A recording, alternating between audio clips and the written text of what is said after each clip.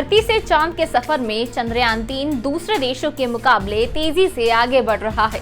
एक और रूस का लूना क्रैश हो गया है, तो दूसरी ओर चंद्रयान-3 के लैंडिंग का सटीक समय आ गया है। नमस्कार, मैं भावना सांखला और आप देख रहे हैं न्यूज 18 हिंदी ओरिजिनल्स।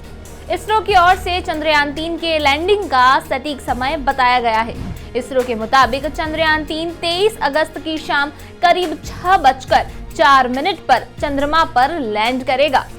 इसरो ने ट्वीट कर देशवासियों के साथ ये महत्वाकांक्षी समय साझा किया है।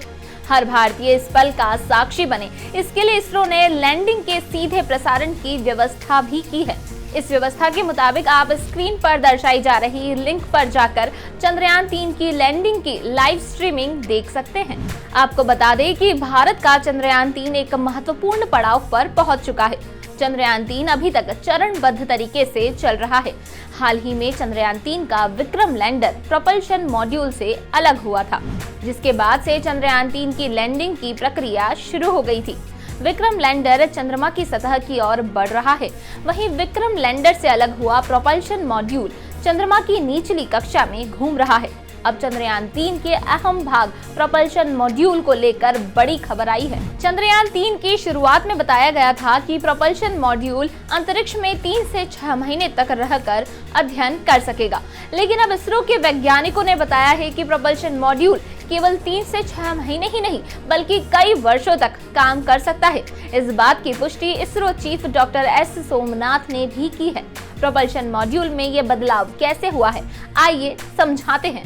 इसरो के पूर्व वैज्ञानिक विनोद कुमार श्रीवास्तव के अनुसार चंद्रयान-3 की लॉन्चिंग के वक्त प्रोपल्शन मॉड्यूल में 1696.4 किलोग्राम फ्यूल था। इसके बाद प्रोपल्शन मॉड्यूल के सहारे पृथ्वी के चारों तरफ 5 बार ऑर्बिट बदलने के लिए 6 बार इंजन ऑन किया गया था। इसके बाद चंद्रयान-3 ट्रांस लूनर ट्रैजेक्टरी में पहुंच गया था।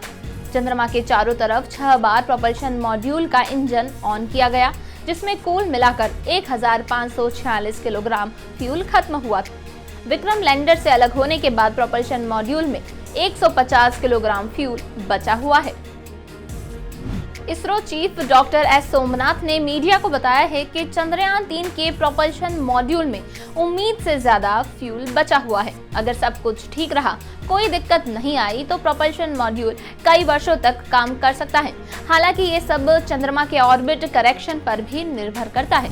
क्योंकि चंद्रयान-3 के रास्ते में कोई दिक्कत नहीं आई, ना ही किसी सुधार की आवश्यकता थी, जिसके लिए ईंधन खर्च हो सकता था। इस वजह से प्रोपल्शन मॉड्यूल में लगभग सारा मार्जिन बचा हुआ है। चंद्रयान-3 चंद्रमा की सतह पर अब बहुत जल्द ही सॉफ्ट लैंडिंग करेगा। इस गौरवशाली पल को देखने के लिए आप कितने एक्साइटेड हैं, हमें कमेंट सेक्शन में जरूर बताएं और ऐसी ही जानकारी के लिए बने रहिए न्यूज 18 हिंदी ओरिजिनल्स पर।